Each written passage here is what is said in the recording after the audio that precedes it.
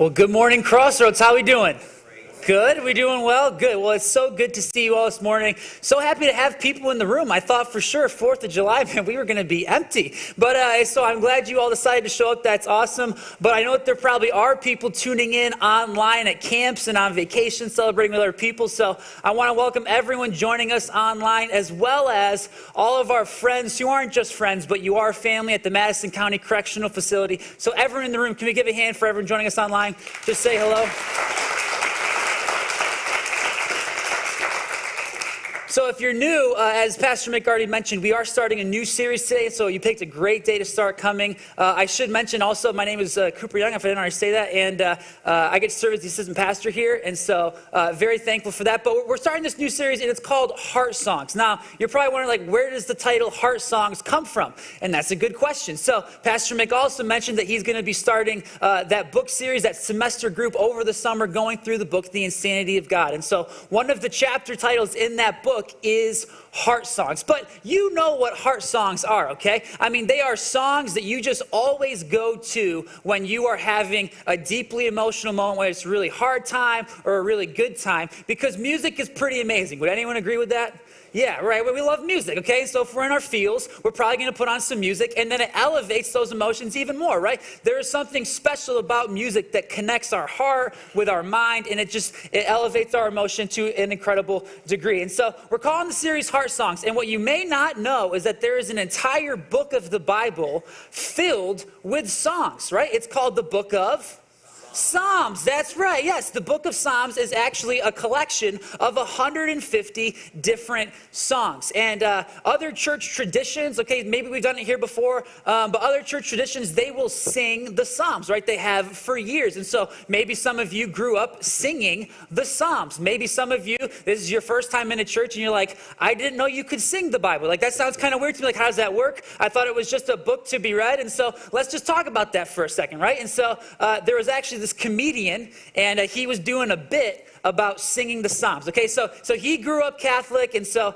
he was used to singing the Psalms, and so he's describing to the audience what a Catholic service is like, and so he's talking about how the priest gives a homily, right, and he said it's basically like a book report with a little stand-up comedy in it, and he's talking about the ushers and how the ushers apparently all look like Marco Rubio, and then they'll hold the door for you and then come to the front, and then they'll start to sing, even though they're not very good at singing in his opinion. And so what would they start to sing? They start to sing the Psalms, right? And he said, remember the Psalms? They're not songs because they don't rhyme and they're not good, right? And so, but you sing the Psalms. And so, yeah, it's funny, right? But I'm listening to this getting offended on behalf of the 6 authors of the Psalms because they were never meant to be sung in English, okay? They're not supposed to sound good in English. They're supposed to sound good in ancient Hebrew, which none of us can read, okay? And none of us can speak, and certainly none of us can sing. So it doesn't sound very good when we actually sing the Psalms, but that's the reason why, right? Because the Psalms weren't actually written to someone in North Chittenango in 2022. Okay, so it's just not going to make sense. But they were written for us. And so there's still a lot of great content in there that we can take from it. Now, what's interesting about the Psalms is that they are, in fact, heart songs themselves. That these authors, King David, King Solomon, the sons of Korah, Asaph, Ethan and Heman, they were all writing these songs in these deeply emotional times as they're crying out to God or giving thanks to God or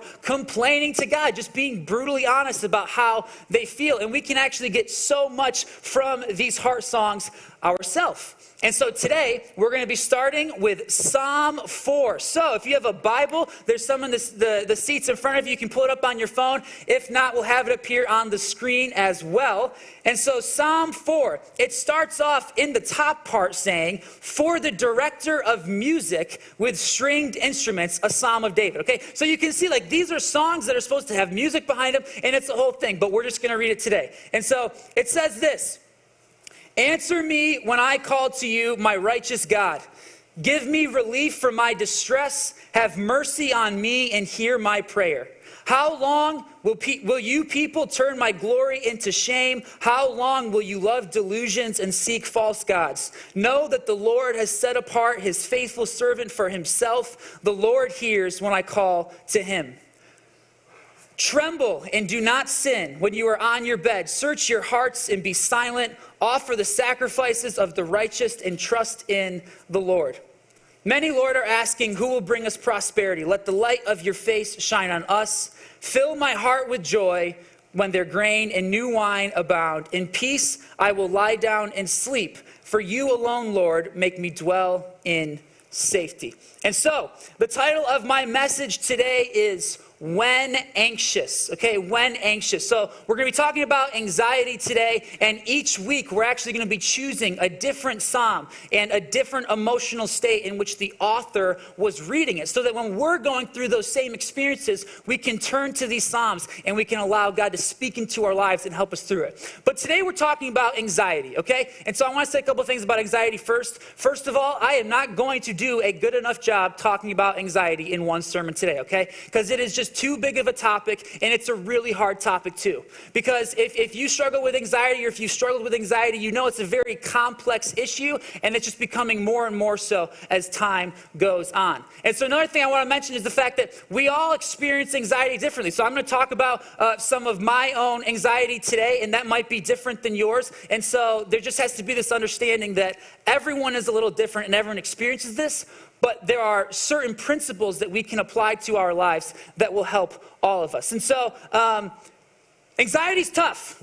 It's a hard one. It is one that is super destructive to many people's lives. It's debilitating, and it is one of the most pervasive issues that faces our culture today. And if you don't believe me, Pew Research would say that every 1 in 10 children ages 3 to 9 have already been clinically diagnosed with some form of anxiety disorder. And for adults over the age of 18, it's 1 in 5. So look at all the adults in this room. You can see that there's a reason why we need to talk about this. Now for high schoolers, it's even worse. Okay, since the start of COVID, 1 in 3 high schoolers would say that their mental health has not been good. You say that's pretty vague. Well, not been good means that at some point or throughout the entire pandemic, they have struggled with some form of anxiety or depression for the entire time. Okay? And then ready for this? Half of all high schoolers would say that in the past 3 years, there has been some 2-week period where every single day or more of those 2 weeks, they have struggled with feeling depressed and hopeless to the point of not being able to continue in usual activities. This is a big problem, right? All of the statistics are up. Depression, anxiety, loneliness, nervousness, panic attacks are at an all-time high. People's sense of feeling hopeless about the future is at an all-time high. And it's because people feel so low. And so the question is, why? Why is this happening? What has changed? How have we got here? And I know some of you probably are listening to someone like me, and you'd probably say, there is no way he could understand. He is currently engaged in the number 3 biggest fear across the entire world. The top 3 are loneliness, death, and public speaking. So how could someone who is speaking publicly, and for a lot of people that's number 1, understand what anxiety is like? And the truth is, I might not understand what your anxiety, your fight against anxiety has been like. But I can tell you for myself, all throughout high school and college, I was actually a pretty anxious guy. And in the past year, I actually had, for the first time, a panic attack. And so I want to describe super quick the difference between what anxiety is and what a panic attack is. This comes from the National Institute for Mental Health. It differentiates between the two, defining them as such. Ready? Anxiety happens gradually after a period of excessive worry. If the anticipation of something builds up and the high amount of stress reaches a level where it becomes overwhelming, it may feel like an attack. On the other hand, panic attacks are sudden periods of intense fear that come on quickly and reach their peak within minutes. Attacks can occur unexpectedly or can be brought on by a trigger, such as a feared object or situation. Because of the unpredictability of panic attacks, they can often lead to anxiety about when the next one will occur, creating a cycle of fear. So I mentioned I was a pretty anxious guy in high school. And if you remember a couple weeks ago, I talked about how our entire self is connected, right? So our mental, our emotional, our physical, and our spiritual self, all of the health that is wrapped up in those, they're all connected and they all interact with one another. And so for me, my anxiety had a lot to do with like my mental and my emotional health, right? But those affected me physically. And so I apologize, but I'm going to be a little gross, and that is your warning, okay? So, forgive me, but when I would get super anxious, I would get sick, okay? I would throw up. I would all the time. In high school and in college, I would throw up all the time, especially when I was super anxious. There was not an athletic contest that I went into that I don't think I was in the locker room throwing up beforehand, because I would get so anxious. And I know that's kind of gross, but it was with public speaking, it was before tests, it was a lot, okay? I would just get super nervous, and I would let this pressure build, and eventually I would get sick. Now, I had been dating a girl for about 3 years, and it came time to propose to her. I knew she was going to say yes. This was not a question in my mind. I wasn't like, I wonder if she'll like really think about this thing. That wasn't what I was nervous about, okay? But I get in the car, and I had been anxious all morning about it. And I get in the car, and I turn the car on, and I look up into the mirror, and I was like, it's gonna happen right now, isn't it? And so the car's running, I throw the door open, I'm wearing like nice clothes, and so I'm like running through my lawn, ripping my shirt off, because I guess that made sense. And so I was ripping my shirt off in my parents' lawn, and I'm just throwing up all over the entire lawn. It's disgusting. If you had seen this, you would have been like, that is a crazy person running through those poor people's lawn. And it was, that's how I felt. I was out of my mind. And then, I got cleaned up, and she said yes to, so it's whatever. But anyways, so it's her decision. And so,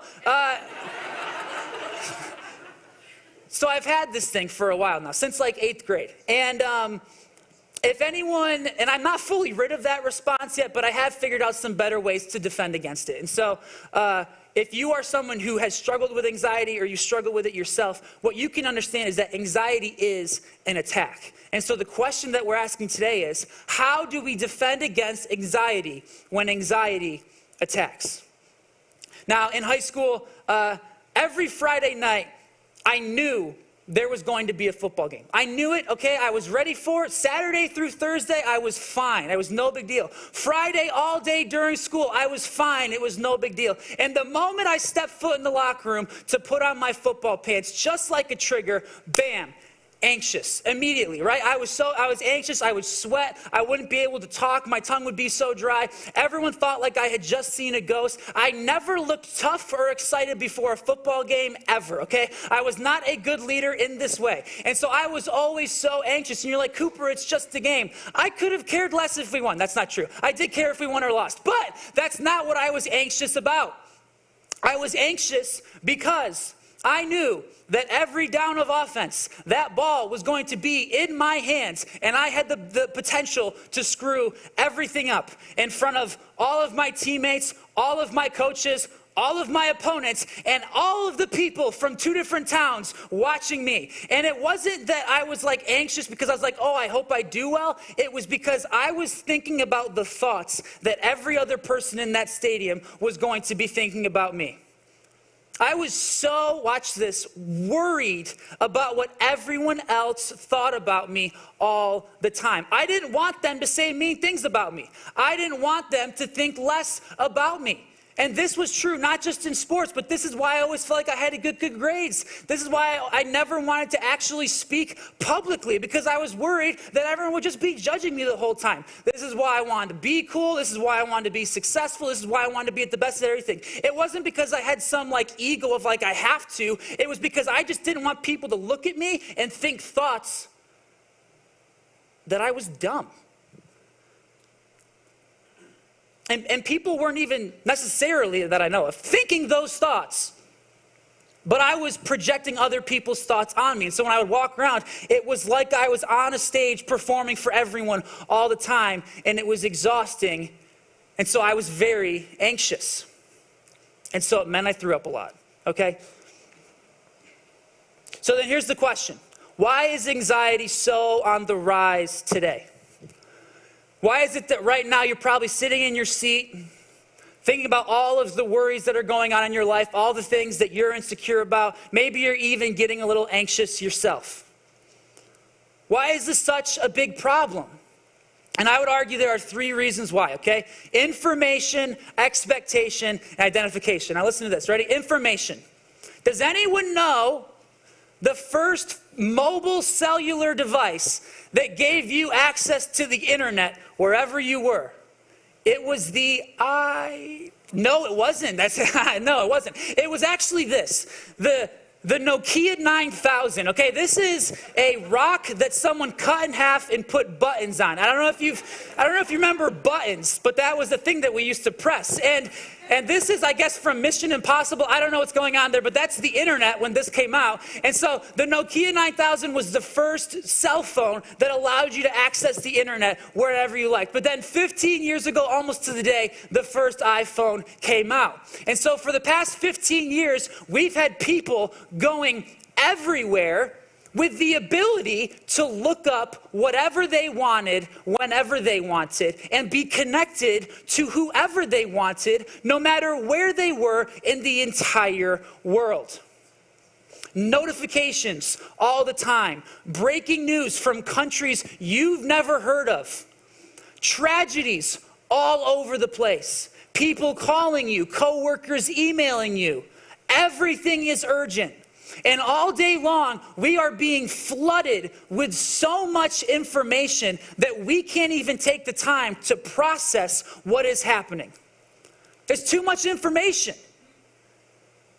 And I don't think we were created to be able to process all of it all the time. It's an information overload. And unfortunately, as the information has become more accessible, there has been this new expectation placed on everyone that you have to be an expert about all of it. Because all you have to do is Google the answer, and Google will tell you exactly what you should believe. But the truth is, it's just some blog that a middle school troll wrote that's influencing your entire life. And so you just look it up, and all of a sudden you actually don't know that much about it, but you're really highly opinionated about it because you have to be. I'm not even saying it's your fault. It's not even necessarily your fault. This is what the world has created. It's this expectation that you have to believe everything else that the world believes. And if you don't say anything, when that breaking news happens, you're canceled. And if you say the wrong thing, as soon as that breaking news happens, you're canceled, right? If your social media, if your online presence doesn't match exactly what culture in the world would say it has to, your life is over. And I'm just telling you, a 14-year-old can't handle that, okay? They're still trying to remember to take their take-home folder home and bring a check for lunch. They can't figure out all of the moral theories of today and solving tragedies and heroics and horrible suffering that exists across the globe. This is too much. And yet this is what people are walking through. And what they're actually walking through is a minefield where if they take any misstep, if they say the wrong thing, use the wrong term, wear the wrong thing, post the wrong post, follow the wrong person, their whole life is going to blow up. And that's scary. That is a very scary thing. And so we are so worried about what other people would say about us if we let them down. So we want to be liked. We want to be followed. We just don't want to lose our friends. And we just don't want people to be mean to us. And so at this point, we are just doing whatever it takes to follow the world and the culture just to survive. And so this leads into the third thing, identification, right? Because in order to survive right now, we have to find our identity in whatever the world and the culture tells us to. It's your house, it's your job, it's what school you went to, it's your political party, your race, your sexual orientation, your family, your pets, your social media profile, your YouTube presence, whatever it is. These are all of the things that the world and the culture would tell us we have to place our identity and put our faith into, because if we don't, we won't survive. We'll be canceled by our friends, our family, our coworkers, the people at our church, all of the people we care the most about. And we don't want that. But do you know what it produces? anxiety. It makes us so anxious. And we start to put, and even though people think that we're supposed to have the answer to everything, you can't Google the answers to the big questions in life. And people are less and less sure about the big questions because they're so distracted by all the things that the culture and the world tells them to worry about. Questions like, who am I? And why am I here? And what's true today is that Google doesn't have those answers. And so the expectation that's put on us is you get to figure that out for yourself. And we can't handle that. We struggle enough with deciding basic things like what to eat for dinner then. That's a hard enough decision. We can't figure out who we are or why we're here or what the purpose of all this is. That's too hard. And so people just shut down and they just try and survive. And it makes us anxious. And so I've been doing some reflecting recently, okay? A couple days ago, 2 to be exact, marked the 1-year anniversary of my being on staff here at Crossroads, okay? And I'll just be honest, I've been very thankful, okay? It's been a really good year, but even though it's been a really good year, it's been a really hard year, okay? There's a lot of stuff that has happened, and when I was going through it, I think I had the adrenaline pumping, but now that we're kind of past a lot of it, I can start to see the bruises and the marks that were left, right?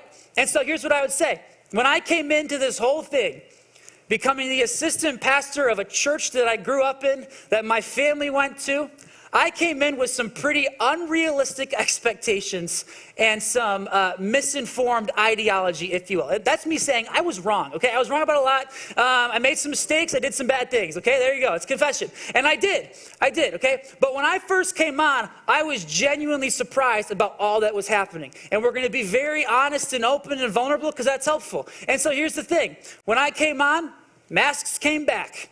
And then we moved into a darkened auditorium, and then the worship team decided to use haze, okay? And so everyone was pretty much upset about everything, and this was not great, okay? I'm just honest with you. I'd come into the offices and we get an email another family's leaving, a staff person's leaving. There was just so much happening. It was crazy. I was like, why is this all happening? And me, in my anxious little heart, thought that everyone was probably blaming me for everything, right? So I was so worried about what other people were saying about me, how I was doing, what was going on, and it made me very anxious, and I was like, I made a mistake. This is wrong. I screwed up. I got to get out of here. And so I was like, no, I'm sure God used Crossroads to bring me back to Syracuse. I should plant a church, okay? And so here I am, freaking out one morning, at Shoppingtown Mall. Cooper, why are you at Shoppingtown Mall? It's not even a mall anymore. I know. So I'm in a deserted wasteland of Shoppingtown Mall, freaking out, thinking I have just made the biggest mistake of my life. And I'm like, maybe I'm supposed to plant a church.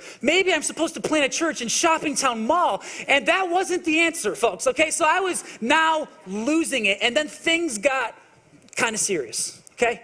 Because my heart started beating faster than it ever has before. And I could not catch my breath. And those things are one thing. The scariest part to me was watching all of the color around me drain out of my plane of view. The blue sky was gray. The green trees weren't green anymore. I couldn't see the sunlight. My vision was getting blurry. I was like, this is really bad. Something bad is happening. I'm starting to lose my mind. And so I did the one thing you should not do when you lose your mind. Don't tell anyone and get behind the wheel of a car. This is what I did. This was not smart. This was a bad idea. And so that's what I did. And I started driving. I didn't know where I was going. I wasn't thinking straight, so I couldn't drive straight. And so I started driving. And somehow I ended up back at the Red House. And so I get into the Red House, and I walk into my office, and I'm like, I'm losing my mind. And then I collapse on the ground, and I'm like, now I should probably call someone. This is, and I still did it. And I realized now, well, after the fact, I was having a panic attack, all right? I was having a panic attack. I had never had one before, and I didn't know what to do when I was having a panic attack. And so I was just laying on my floor, losing my mind. And this was very scary. So, here's the question. How do we defend against anxiety when anxiety attacks? And I think there's 3 things that we should do. We remember who we are, we remember whose we are, and we remember that we are to pray. So let's talk about the first one. We remember who we are. So listen to me. You are not who the world says you are. You are not who your parents say you are. You are not who your teachers say you are. You are not what you own. You are not what your social media says about you. You are not what the news says about you. You are not what your friends say about you, okay? You are not your job. You are not your car. You are not your house. You're not even your family, okay? The world does not get to define who you are, because the world is not responsible for creating you. Only God can define who you are because he created you. He is the one who took time to knit you together just the way that you are, and he breathed life into you. And so only the creator of the universe can define who you are. And maybe some of you don't even realize what God has to say about you.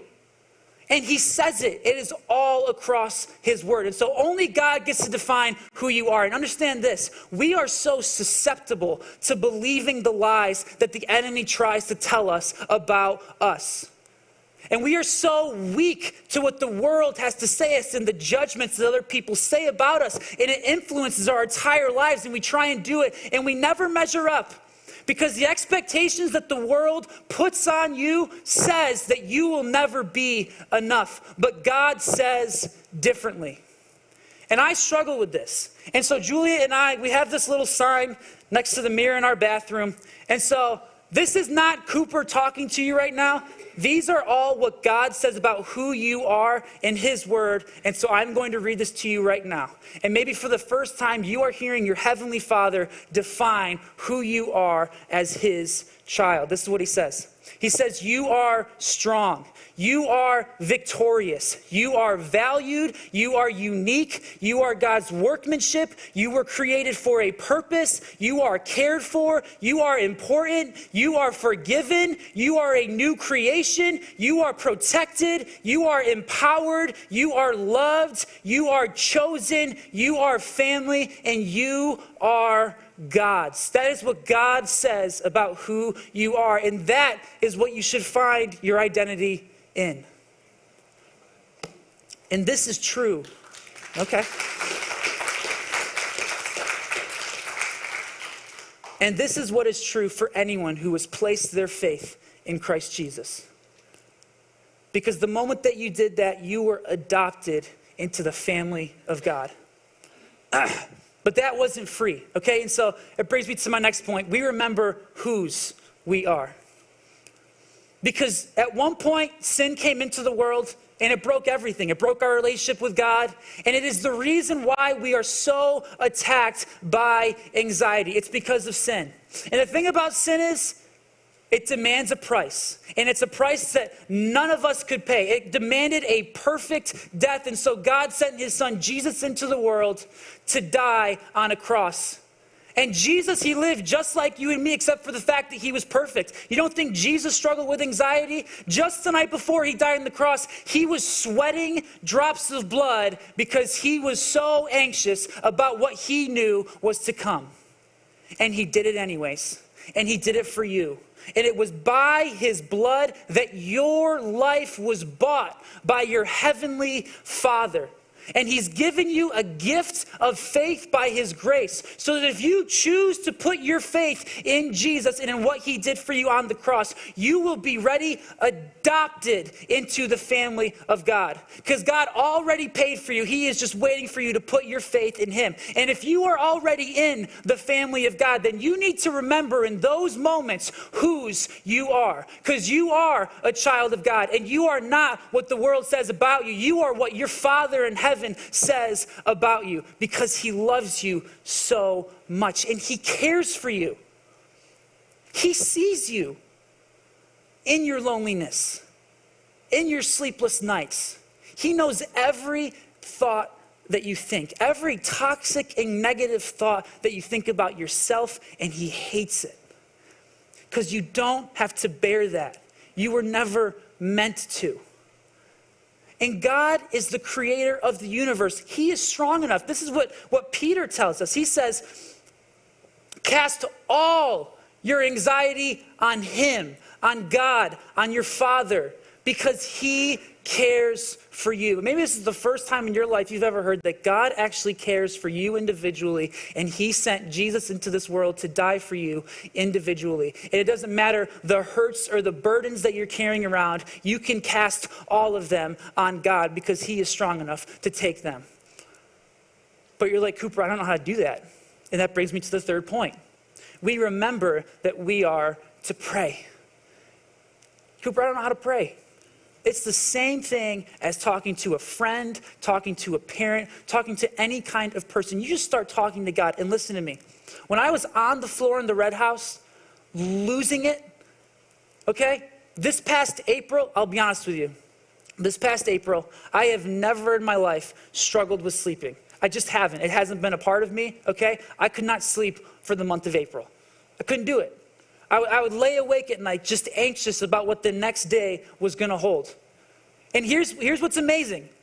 This is exactly what King David is going through in the psalm that we read today.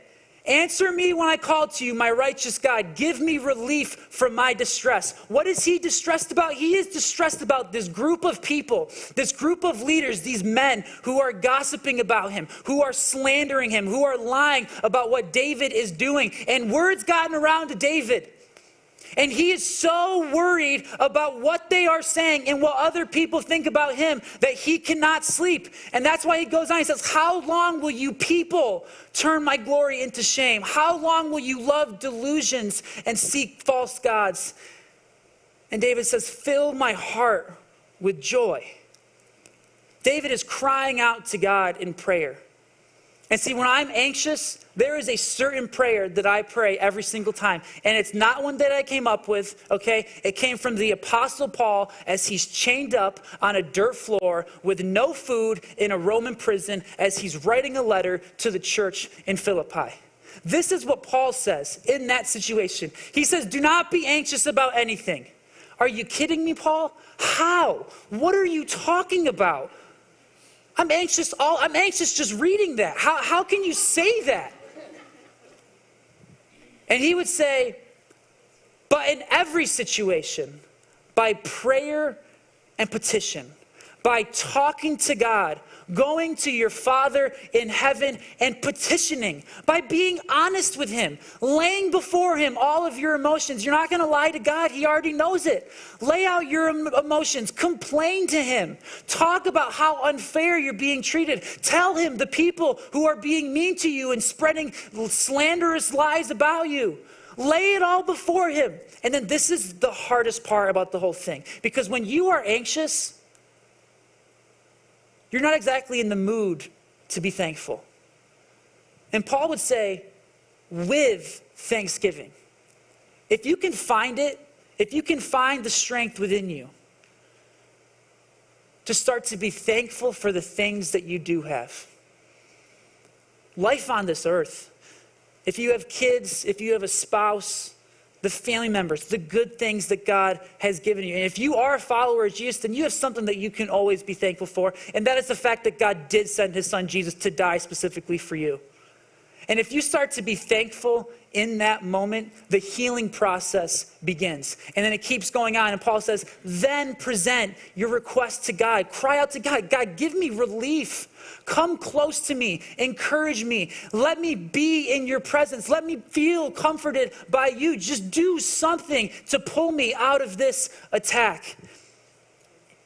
And you know what happens? And if you're a practical person, this isn't going to work for you. Okay, this isn't going to make a lot of sense to you. And that's good. Because then it says this. And the peace of God, which transcends all understanding.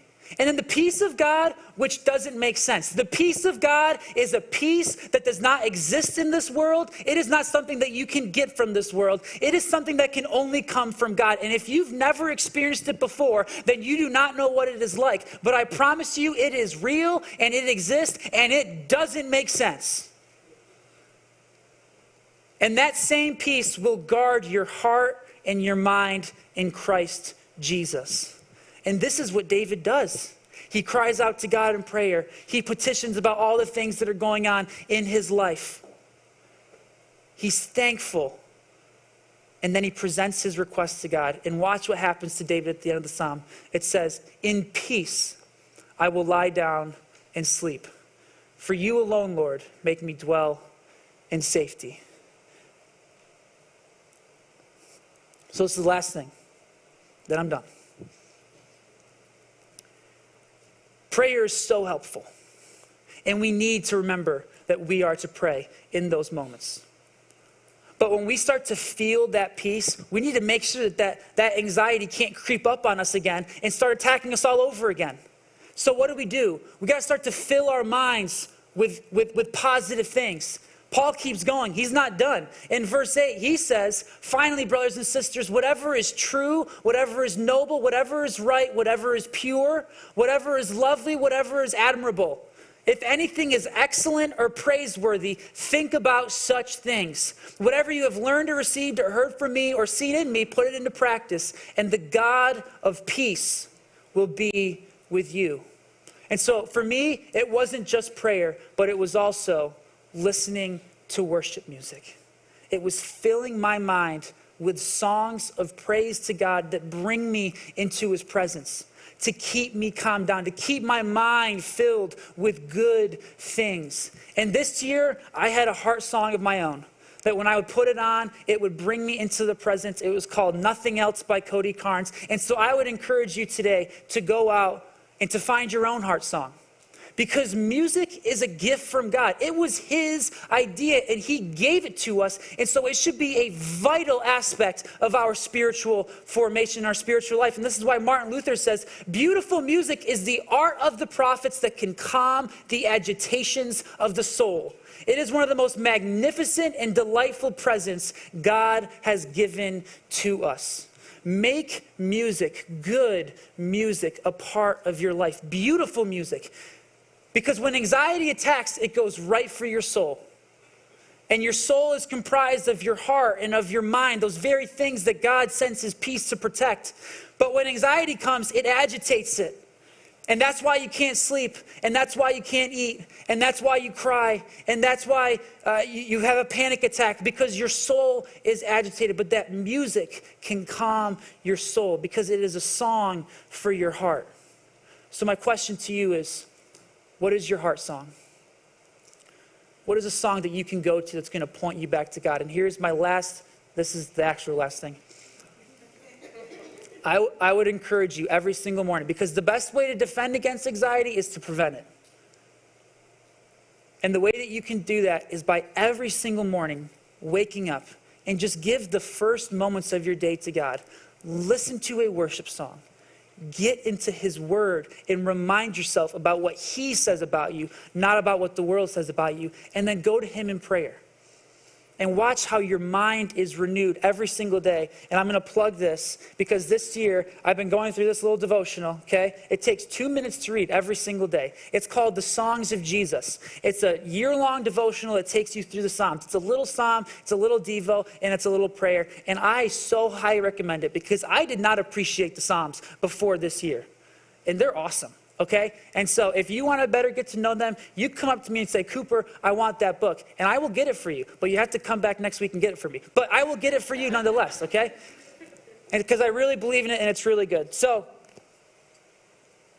this week, if you feel like you're being attacked by anxiety, how do we defend against it? We remember who we are. We put on that heart song. We fill our mind with the truth about what God says. And we remember whose we are. And we remember to pray. So let's do that right now. Heavenly Father, thank you so much for today. God, thank you that you are so good to us. God, that you have given us these tools, these defense mechanisms to defend against these attacks of anxiety. God, we know that it breaks your heart to watch us in our pain, in our suffering. God, and that you are just waiting for us to cry out to you and to give all of those burdens, all of those hurts, all of that messiness of life over to you. God, I pray that you would remind people today about who you say they are, and that they would be reminded about whose they are. God, and if there's anyone in this room who has not taken that next step of placing their faith in you as their heavenly Father, and having their life changed and saved and become a new creation before, God, that you would touch their hearts during this next heart song and that they would take that next step today. I thank you so much for sending your son, Jesus, God, and for being so good and for giving us a peace that transcends all understanding. And it's in your name that I pray. Amen. Would you stand to your feet as we sing a classic heart song?